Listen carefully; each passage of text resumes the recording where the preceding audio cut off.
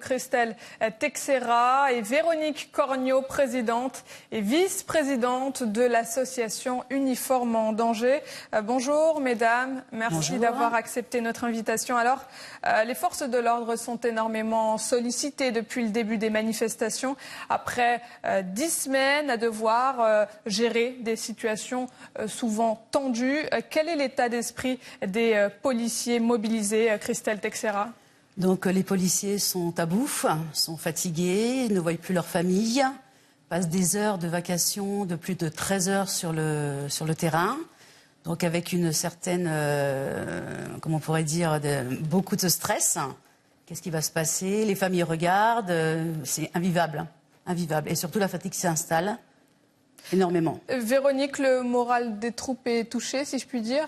Le moral des troupes est gravement touché puisque nous sommes au 20 janvier et les conditions de travail n'aidant pas, c'est-à-dire les conditions d'exercice, le manque de moyens, les pressions de la hiérarchie, le stress dû effectivement aux situations d'attentats, de hausse de la délinquance, plus maintenant les manifestations.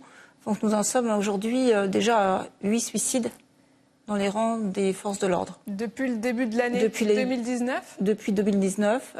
Sur 2018, nous avons eu à déplorer 88 suicides, je vais dire tous uniformes confondus, c'est-à-dire police, gendarmerie, militaire, pénitentiaire, etc. Et comment est-ce qu'on peut expliquer ce nombre aussi important de suicides? Voilà, telle est la question. C'est sur le cumul de beaucoup de stress, pas pris au sérieux par la hiérarchie. Mais effectivement, c'est justement les causes qu'il faudrait savoir. Bien souvent, elles sont professionnelles. Donc, qui dit professionnel, dit on le ramène à la maison. Donc, évidemment, c'est très tendu. Donc, bien souvent des divorces. Est-ce qu'il y a des suivis psychologiques? Justement, non. C'est ce qu'on réclame, justement. Il faudrait beaucoup plus de psychologues dans les commissariats ou dans les postes de police municipale ou dans les pénitentiaires avec des suivis réguliers. On déploie, je crois, 82 psychologues au sein des forces de l'ordre. Mais ce n'est pas suffisant. Je pense qu'il faudrait qu'il y ait un suivi plus important. Et pourquoi est-ce qu'on a occulté la situation des policiers sur le terrain et ailleurs? C'est-à-dire, Ils sont représentants de l'ordre, ils devraient être fonctionnaires, ils devraient être privilégiés, si je puis dire, par l'exécutif et l'État. Oui, mais vous voyez, depuis déjà maintenant 10 semaines, c'est des tensions, c'est des blessés gravement. Alors je ne dis pas qu'il n'y a pas chez les Gilets jaunes, bien évidemment, mais la situation devient quand même très inquiétante et très importante. Il y avait déjà un fossé de creuser entre les citoyens et les forces de l'ordre. Et là, c'est plus un fossé, c'est une catastrophe.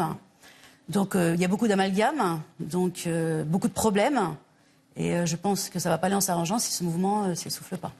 Véronique Corgnot, comment est-ce qu'on peut faire pour améliorer le quotidien des policiers? Grande question. Comme disait Christelle, déjà mettre des moyens en œuvre. Nous, on s'étonne des grandes sociétés françaises que je ne nommerai pas ici, ont connu ce qu'on a appelé des vagues de suicides. Tout de suite, des moyens ont été mis pour prévenir les risques psychosociaux, dont la police, malgré les promesses des différents ministres, on ne voit pas grand-chose arriver.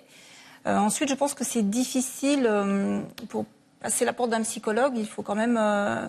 c'est une étape, enfin, c'est pas facile. Il y a la peur du jugement, la peur d'être jugé par ses collègues, par la hiérarchie, de passer pour quelqu'un de faible. Donc voilà, enfin, c'est déjà pas une démarche facile, mais elle n'est pas facilitée. Donc effectivement, on se demande pourquoi nos forces de l'ordre ne sont pas prises en charge à ce niveau-là. Christelle Texera, la situation, elle ne s'est pas améliorée avec l'arrivée de Christophe Castaner? Pour moi, non, puisqu'il n'y a aucune reconnaissance. C'est pas avec les 300 € qu'on leur a donnés. C'est pas ça qu'ils demandaient. C'est des moyens matériels, des moyens humains. Et certainement pas 300 € qui vont pas changer grand-chose. On va revenir sur cette crise des Gilets jaunes. Est-ce que vous comprenez cette colère et ce mouvement plus généralement? Bien sûr, on comprend cette colère. Nous aussi, on est un petit peu jaunes quelque part. Sauf que ça dure depuis trop longtemps. Ça prend des proportions de plus en plus importantes. Et au gouvernement, ça ne bouge pas. Donc, à un moment donné, on ne peut pas faire ça tous les samedis. Les forces de l'ordre sont monopolisées tous les samedis. Ça fait 10 semaines, avec des heures pas possibles, avec un plateau repas non digne de ce nom. Donc ils tiendront jamais comme ça pendant. Il va falloir qu'il y ait une décision de là-haut qui surgisse. Et Véronique Corgnot, la situation elle n'est pas du tout idéale. Tous ces samedis, ça fait depuis le 17 novembre que ça dure. J'imagine que ça crée évidemment un fossé entre les forces de l'ordre d'un côté et puis les manifestants de l'autre. Absolument, ça crée un fossé. Moi j'ai l'impression maintenant, comme dit Christelle, on est tous gilets jaunes quelque part parce qu'on souffre tous à partir du 15 du mois, si c'est pas avant, de l'état de nos situations financières. Mais on a l'impression que maintenant c'est devenu un petit peu le jeu du samedi après-midi où voilà, on va aller, c'est moi l'expression, casser du flic et on se demande où sont les revendications à un moment donné. On a du mal nous-mêmes à faire le point entre les gilets jaunes, les personnes qui s'infiltrent, etc. Donc effectivement, il serait temps que des choses se passent pour que ça s'apaise. Est-ce que quelque part, vous ne pensez pas que Christophe Castaner, qui est le ministre de tutelle des forces de l'ordre, ne met pas de l'huile sur le feu avec ses déclarations?